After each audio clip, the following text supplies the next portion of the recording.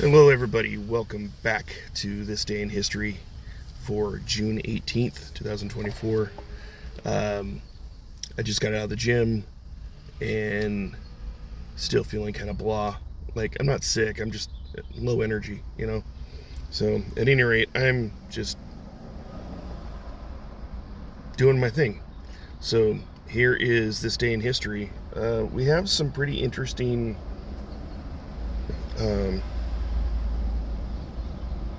people for birthdays, and we only have like five birthdays, and only one of them I've never really heard of.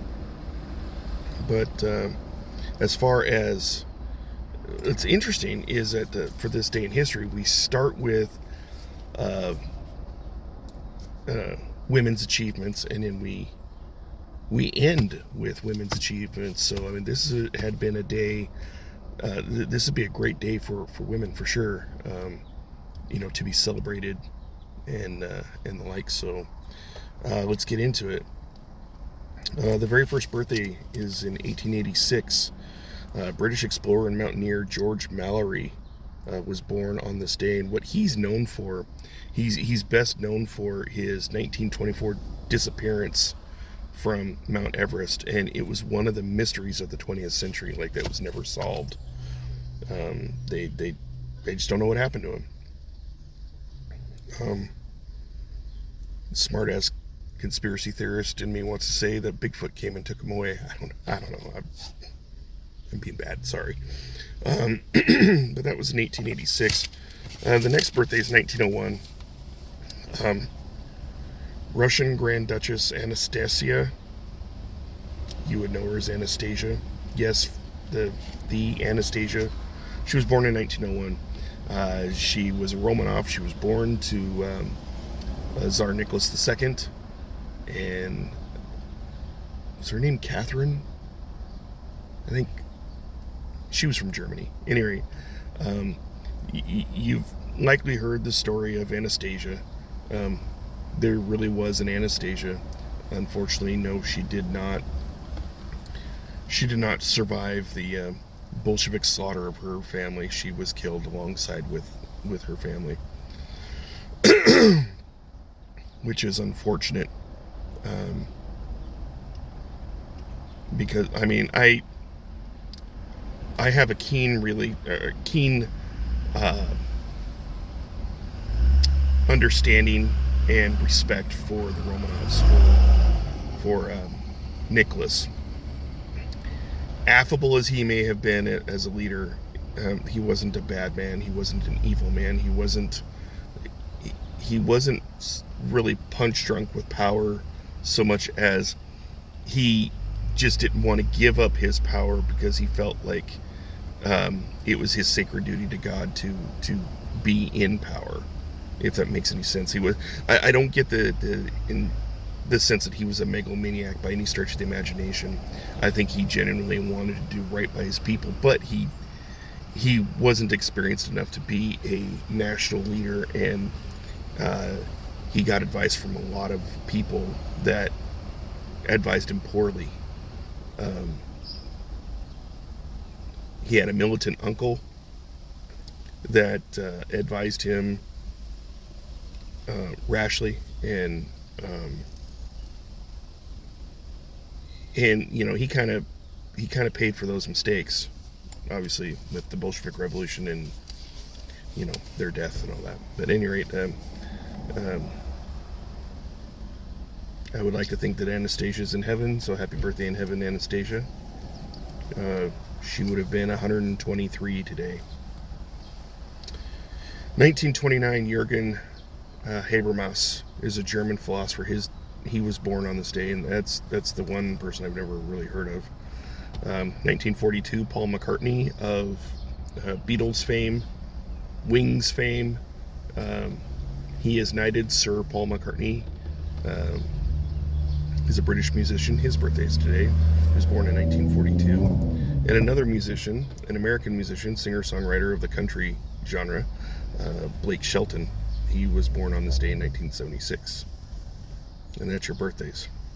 So we start with female achievements, right? We start with, it's 1429. Joan of Arc is leading the French army against the English army at Patay, France. Speaking of France, in 1815, this is the day, it's on this day in 1815 that Napoleon would lose the battle at Waterloo to the Duke of Wellington and others who participated in that battle. But it would end his 23 reign of warfare between the French and European powers.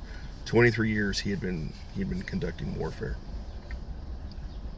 1873, another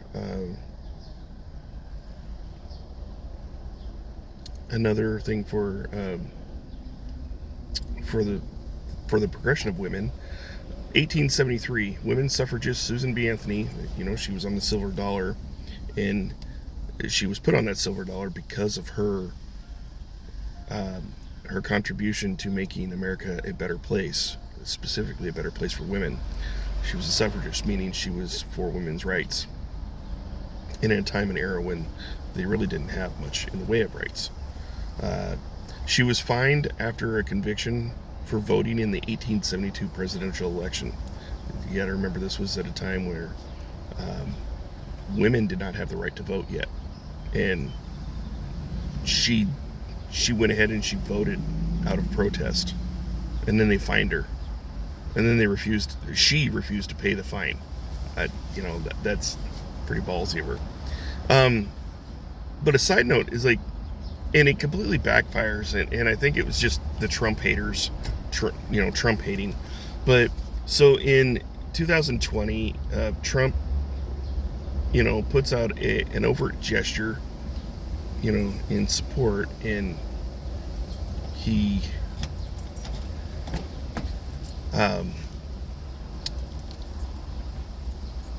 pardons her and gives her a posthumous presidential pardon. And then what ended up happening was his detractors, he caught a lot of crap for that. Because, and then the naysayers basically said, boo, hiss, and basically because the criticism that he received is because in their mind, they are perceiving the fact that him pardoning her is validating that trial. Like, him giving her that pardon was making it okay for the courts to have fined her in the first place. And so it's one of those things where it's like he really couldn't win, right? You're damned if you do and you're damned if you don't, right? What he thought he was doing was a gesture towards, towards the memory of this great woman, and it was a gesture towards women in general. But it completely backfired and said, oh, no, you're validating the misogyny of the time. And it's like, again, you're damned if you do and you're damned if you don't. But, that's what happened. We fast forward to 1940. Charles de Gaulle, he's in London. He's an exiled French general. He goes on the radio and he sends a radio broadcast to his fellow compatriots there in France, urging them to continue the fight, to continue the struggle against the German occupation, and to, follow his leadership. I don't know a whole lot about de Gaulle, but what little I do know of him is that he was kind of self-centered. He was kind of arrogant. He was, when it came time to plan out Normandy, the storming of Normandy, D-Day, he basically told Eisenhower, it's like, no Frenchman will ever take orders from you. They will only take orders from me and me only. And Eisenhower had to convince him that, you can't have too many chefs in the kitchen. You can't have too many cooks in the kitchen. It's like, too many chiefs, not enough Indians, was the old expression back in the day. And what it meant was, you can't be too leadership top heavy. You needed to have He's like, there needs to be one supreme commander. There needs to be one singular voice that's calling all the shots, and everyone needs to fall under that strategy. They need to fall under that vision. Otherwise, it's going to be chaos, and success is guaranteed to fail. So that happened in 1940. 1979, SALT II. SALT was the Strategic Arms Limitation Talks. The SALT II treaty was signed by President Carter and Soviet leader Brezhnev. In 1983, Sally Ride was the first American woman in space.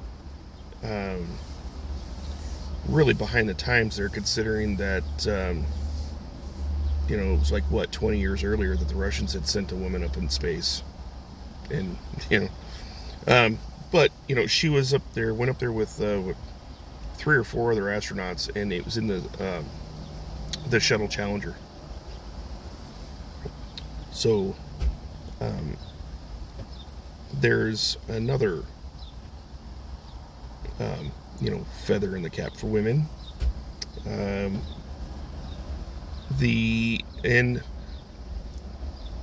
I'll end it with this one, and then I'll go back to the featured event, but it's another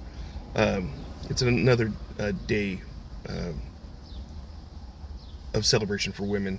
In that 2006, the prelate Catherine Jefferts Schori was elected presiding bishop of the Episcopal Church of the United States.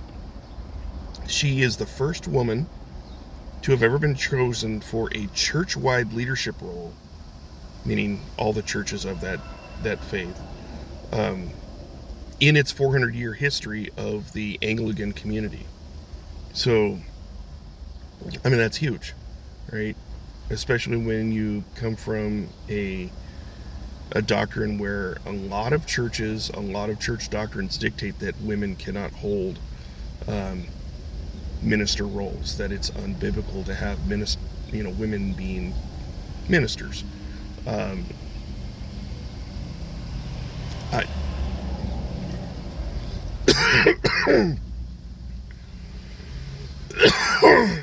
Tickle my throat, sorry. I don't know. I think it's a sign of the times. I think there was a lot of patriarchy back when the Bible was written. Doesn't make it right, doesn't make it wrong, I don't think. Women have their place, as do men. And I'm not going to try to sit there and be misogynist, but at the same time, this is just to give you an understanding of why things were. That's just the way it was.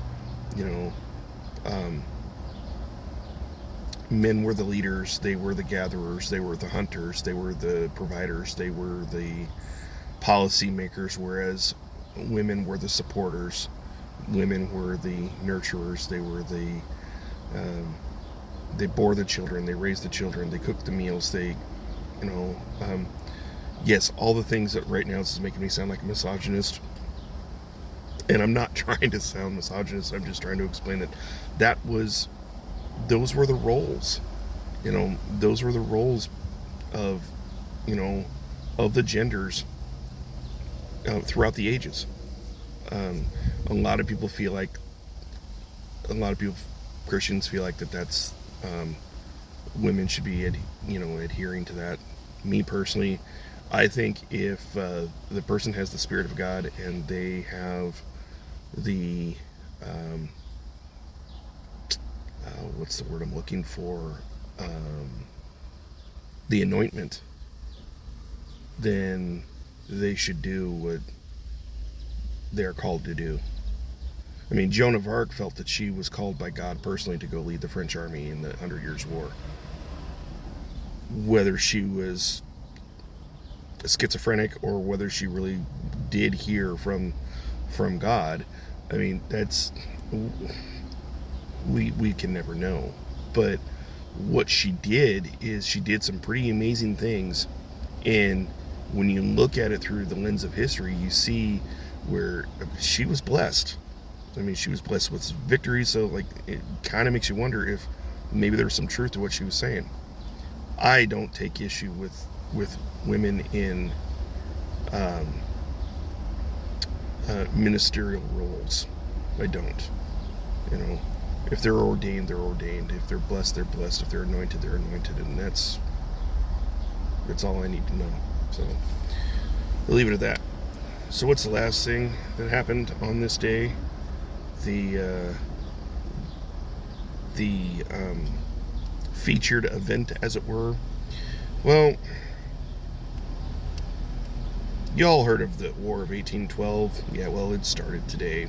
And it started today in 1812 with the signing of James Madison. He signed the Declaration of War. Little background on that. So it's this is a time during the Napoleonic Wars. And England has taken it upon itself to just go ahead and conscript sailors, whoever they come across, American sailors. They would pull them off their ships. They conscript them, meaning they press them into military service, and they have them serve, England's